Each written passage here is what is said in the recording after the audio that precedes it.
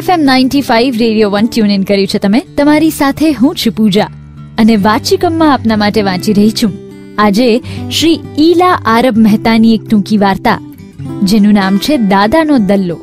વાર્તા કંઈક આ પ્રમાણે છે. દાદા ગામનું ઘર બંધ કરીને રહેવા આવવાના છે એવો કાગળ મળ્યો ત્યારથી જ ઘરમાં અણગમાનું વાદળ છવાઈ ગયું. મુંબઈનું સાંકડું ઘર, ટૂંકો પગાર, બા બાપુને 4 મોટા છોકરા, એમાં વળી એકનો વધારો. આમે ઘરડું માણસ કચકચ્યું ખરું. આ ઘરમાં અમસ્તી જાત જાતની રામાયણો હતી. નંબર 1, સવારના વહેલા ઉઠીને પાણી ભરવું. નંબર 2, કમલેશને વાંચવા બેસાડવો. નંબર 3, વાસંતી અને અખિલને દરેક સિનેમા જોવા જતા અટકાવવા. Number 4, number 5, number 6. રામાયણો તો ઘણી બધી ગણાવી શકાય એમ હતું. એક નાનકડી કાળી બેગ ને કુંજો લઈ દાદા ઘરમાં આવ્યા. ત્યારે હસ્તે મુખે આવો કહેવાની કોઈને ઈચ્છા નહોતી. રમાબહેન રોજ સવારે 5 વાગે પાણી ભરવા ઉઠતા. ત્યાર પછી કામની દોડાદોડમાં, છોકરાઓ સાથે લડવામાં, પાડોશણો સાથે ગપ્પા મારવામાં દિવસ ક્યાં દોડી જતો તે સમજાતું જ નહીં. છોકરાઓ મોટા હતા, કેટલું કામ કરવા માટે માને અકળાવવું પડે છે તે સમજતા, પણ માને મદદ કરવાનું કોઈને સૂચતું નહીં. આવ્યા પછી 2-3 દિવસે દાદાએ કહ્યું, રમા, કાલથી સવારે પાણી હું ને કમલેશ ભરવા ઉઠશું, તમે ન ઉઠતા. રમાબેન ખડખડાટ હસી પડ્યા. જન્મારામાં શેક્યો પાપડે ભાંગવા ઊભા ન થનાર છોકરા ઘરકામ કરશે.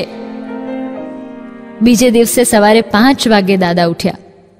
ચંડીપાઠના શ્લોકો ગણગણતા એમણે કમલેશને પણ ઉઠાડ્યો, પણ એ તો પડખું ફેરવીને સૂઈ ગયો. કાંઈ નહીં દીકરા, રોજ ક્યાં છટકવાનો છે એવું વિચારતા દાદાએ એકલે હાથે પાણી ભર્યું. સાંજે વાસંતીબેન બહેનપણીઓ સાથે ચોપાટી ફરવા જતી હતી. દાદાએ હાક મારીને એને પાછી બોલાવી ને શાકની જોડી હાથમાં પકડાવી. વાસંતી ચીસ પાડી ઉઠી, હું શાક લાવું? ના ભાઈ ના, મને તો શરમ આવે. જોડી ત્યાં જ મૂકીને ચાલી ગઈ. દાદાએ નીલિમાને વાંચવાની ને અખિલને સિનેમા ન જોવાની શિખામણ આપી. છોકરાઓના તો મગજ બગડ્યા. આખો દિવસ અમારી પાછળ કટકટ, બાપુએ પણ ઠીક અમારે માથે સાલ ઠોકી બેસાડ્યું છે. કમલેશ, લોટરીનું પરિણામ બહાર પડ્યું કે? દાદાએ પૂછ્યું. કેમ દાદાજી, તમે લોટરી લગાવી છે કે શું? નીલિમાએ પૂછ્યું. લોટરી તો મેં લગાવી છે, પણ નસીબ તમારા બધાને છે. મેં ટિકિટ લેતી વખતે મારા ભગવાનને પ્રાર્થના કરી હતી કે જો ઇનામ મળશે તો 4 છોકરાઓને મરતી વખતે આપતો જઈશ, દાદાએ કહ્યું. ત્યાં સુધીમાં તો કમલેશે દાદાની 4 ટિકિટો લઈને નંબર સરખાવવા માંડ્યા ને અચાનક એના મોંમાંથી ચીસ નીકળી ગઈ. 50,000! કમલેશ દાદાને વળગીને નાચવા લાગ્યો.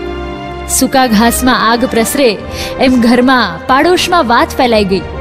દાદાની પ્રતિષ્ઠા, પદ ને સન્માન જોત જોતામાં વધી ગયા. 4 છોકરાઓ દાદાની જોડે જઈ દાદાના નામનું બેંકમાં ખાતું ખોલાવી આવ્યા. 50,000નો ચેક મુકાઈ ગયો. સાધારણ મધ્યમ વર્ગના કુટુંબ માટે 50,000ની રકમ આકાશમાંના સૂર્ય જેવી તેજસ્વી અને જીવનદાતા હતી. હવા જ બદલાઈ ગઈ, માણસો બદલાઈ ગયા, પણ દાદા ન બદલાયા. ઉલટાના એ વધારે ગંભીર અને ઉદાસ લાગતા હતા. આમ એક ઘરડા માણસની આપણા સમાજમાં જે પરિસ્થિતિ છે એવી જ કંઈક પરિસ્થિતિ આ વાર્તામાં દાદાની છે. દાદા મુંબઈમાં પોતાના દીકરા સાથે રહેવા જાય તેના ઘરમાં કોઈને પસંદ નથી. અને પછી દાદાની શિખામણો એ તો કેમ ખમાય? પણ અચાનક જ્યારે દાદાને લોટરી લાગે છે ત્યારે દાદાનો માન, મોભો અને મર્તબો આ બધું જ વધી જાય છે. હવે આગળ આ વાર્તામાં શું થશે જાણો વાચિકમમાં. સાંભળો શ્રી ઈલા આરબ મહેતાની ટૂંકી વાર્તા દાદાનો દલ્લો. FM 95 રેડિયો 1 પર તમારી સાથે હું છું પૂજા અને વાચિકમમાં આપના માટે વંચાઈ રહી છે શ્રી ઈલા આરબ મહેતાની ટૂંકી વાર્તા દાદાનો દલ્લો. આ વાર્તામાં અત્યાર સુધી આપણે જોયું કે દાદા ગામડાનું ઘર બંધ કરીને મુંબઈમાં પોતાના દીકરા સાથે રહેવા આવ્યા છે. આ વાત દીકરાના પરિવારમાં કોઈને પસંદ નથી પડી. ઉપરથી દાદાની સલાહો અને એમની પાછળની કટકટ. દાદા કોઈને નથી ગમતા. પણ અચાનક દાદાને એક લોટરી લાગે છે, 50,000 રૂપિયાની લોટરી, અને દાદાનું પ્રતિષ્ઠા, પદ ને સન્માન જોત જોતામાં વધી જાય છે. હવે આગળ. હવે કમલેશ દાદાની સાથે પાણી ભરવા ઉઠતો. દાદા પાણી ભરતા ને એને વાંચવા બેસાડતા. દાદાને પૈસે આગળ ભણવા માટે અમેરિકા જવાના એ સ્વપ્ન જોતો થઈ ગયો હતો. અંગ્રેજી એકાઉન્ટન્સી ને કંપની લો ગોખતા ગોખતા ધીરે ધીરે પોતાના અભ્યાસમાં એ સ્થિર થવા માંડ્યો. રમાબેને કહ્યું, દાદાજી, તમે આ ઉંમરે પાણી ન ભરશો, હવે તો હું એક ઘાટી રાખી લઈશ. પણ દાદાએ ડોકું ધૂણાવ્યું. ના રે બેટા, મારે કોઈ નોકરની જરૂર નથી. આ આપણું શરીર એક ખેતર જેવું છે, જેમ ખેડીએ તેમ ઝાઝું વળતર આપે. એને નકામું પડ્યું રહેવા દઈએ તો માય થોર ઉગે. દાદા કંજૂસ હતા. કોઈને એમણે પાઈ પરખાવી ન હતી. ઉલટું પોતે કંઈક નોકરી કરતા હોય તેવું પણ લાગ્યું. તેઓ ક્યાં જતા એની કોઈને ખબર નહોતી. સવારે પાઠ પૂજા કરીને 11 વાગે જમીને તેઓ ચાલ્યા જતા અને સાંજના 6 વાગે એ ઘરે પાછા ફરતા. પાછા આવતા ત્યારે બીજા દિવસનું તાજું લીલું શાક ને છોકરાઓ માટે થોડા ફળ પણ લાવતા. રમાબહેને સુરેશભાઈના કાનમાં ગુસપુસ કરતા કહ્યું, કંઈક ધંધામાં પૈસા રોક્યા લાગે છે, પણ ખબર નથી પડવા દેતા. દાદાએ પૈસાનું શું કર્યું તેની કોઈને ખબર નહોતી પડી. પણ ઘરના નાના મોટા સૌ સમજી ગયા કે દાદાને વાલા થવું હોય તો કામ કરીને પૈસા રળીને ઉદ્યોગી માણસો થવું પડશે. એકવાર અખિલ સિનેમાની લાઈનમાં ઊભેલો. ક્યારે દાદા આવ્યા ને ક્યારે એની બાજુમાં ઊભા રહ્યા તેની તો ખબર જ ન પડી. ખબર પડી ત્યારે લજવાયો, ગુસ્સે થયો. તે સાંજે દાદાએ કહ્યું, અખિલ, તું સવારના સ્કૂલે ગયો, 12:30 વાગે પાછો આવ્યો, 1 થી 2:30 સિનેમાની લાઈનમાં ઊભો રહ્યો. એના કરતાં રોજ તારે મને 1 થી 2:30 વાગ્યા સુધી મારું ટાઈપ કામ કરી આપવું પડશે. હું તને એના પૈસા આપીશ. અખિલ ના પાડી દેત, પણ દાદાની લોટરી? બીજે દિવસે દાદાએ જૂનું ટાઈપરાઇટર આણ્યું. એક જૂના પુસ્તકમાંથી એને ટાઈપ કરવાનું દાદાએ સોંપ્યું. અખિલ જે વિવિધ લેખો ટાઈપ કરતો હતો એમાં ઘણું બધું વૈવિધ્ય હતું. નાની નાની જ્ઞાનની, ગમ્મતની, સદુપદેશની વાતો હતી. દાદાએ આ બધી વાર્તાઓ ટાઈપ કરાવી, તેની નાની નાની પુસ્તિકાઓ બનાવડાવી અને એકવાર તેનું પોટલું બાંધીને લઈ ગયા. અખિલને મહેનતાણાના પૈસા મળ્યા, પણ જોડે બીજી પણ એક વાત બની. ટાઈપ કરતા કરતા અખિલ વાંચનના રંગે રંગાયો. રમાબેન રોજ રોજ વળતા ત્યારે માંડ ચોપડી ઝાલીને ભણવા બેસતો. એ અખિલ હવે દાદાની સાથે લાઇબ્રેરીમાં ટહેલવા લાગ્યો. પુસ્તકો એના મિત્ર બન્યા. આમ દાદાની લોટરીની લાલચે દરેક લોકો દાદાના કહ્યા પ્રમાણે કમ અને પણ કામ કરવા તૈયાર થાય છે. જેમ કે અખિલ. દાદાએ એની પાસે ઘણી બધી વસ્તુઓ ટાઈપ કરાવી. એનો ફાયદો એ થયો કે અખિલને પોતે તો પૈસા મળ્યા, સાથે પુસ્તકો સાથે એની મૈત્રી થઈ. શું આ દાદાની યુક્તિ છે? દાદા એમના બેંકમાં પડેલા પૈસાનું શું કરશે? એ દરરોજ બપોરે નોકરી કરવા જાય છે કે પછી કોઈ બીજી જ વાત છે? આ બધા પ્રશ્નોના જવાબ જાણો આગળ વાચિકમમાં, જ્યાં આપના માટે હું પૂજા આજે વાંચી રહી છું શ્રી ઈલા આરબ મહેતાની ટૂંકી વાર્તા દાદાનો દલ્લો. Only on FM 95 radio 1, 100% retro. 100% retro station FM 95 radio 1 પર તમારી સાથે હું છું પૂજા, અને વાચિકમમાં આપના માટે આજે વાંચી રહી છું શ્રી ઈલા આરબ મહેતાની ટૂંકી વાર્તા દાદાનો દલ્લો.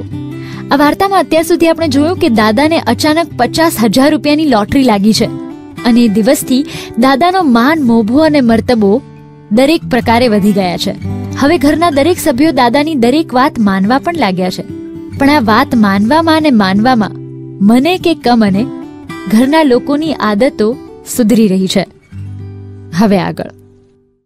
દાદાજીએ જો લોટરીના પૈસાનો વેપાર કરવા માંડ્યો તો એ વેપારી તરીકે પણ પાકા અને ગણતરીબાજ નીકળ્યા.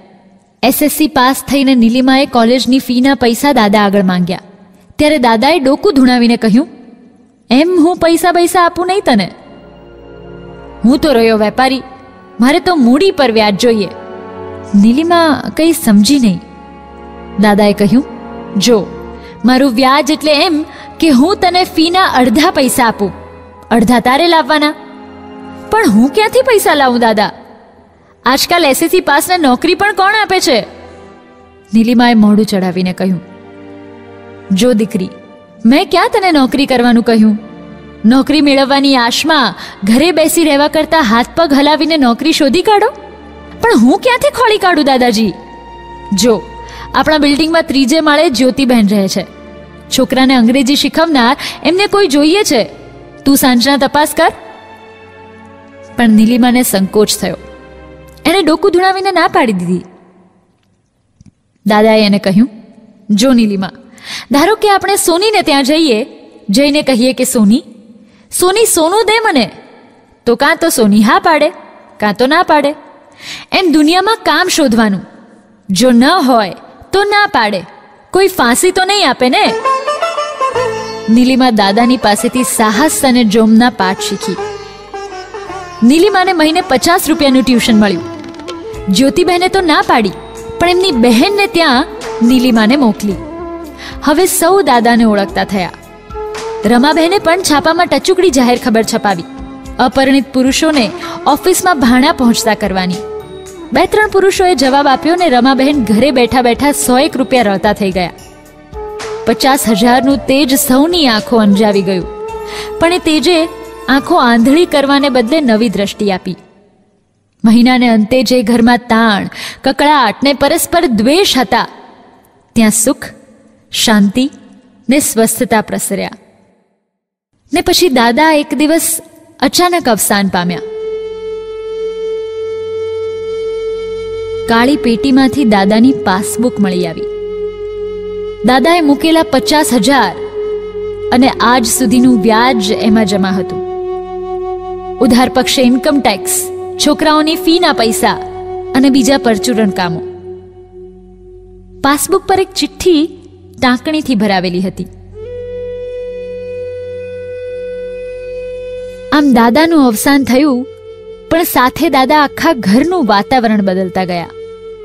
હવે જ્યારે દાદાના અવસાન બાદ એમની કાળી પેટી ખુલી છે અને એમાંથી એમની પાસબુક નીકળી છે, એ પાસબુકની સાથે એક ચિઠ્ઠી પણ ભરાવેલી છે.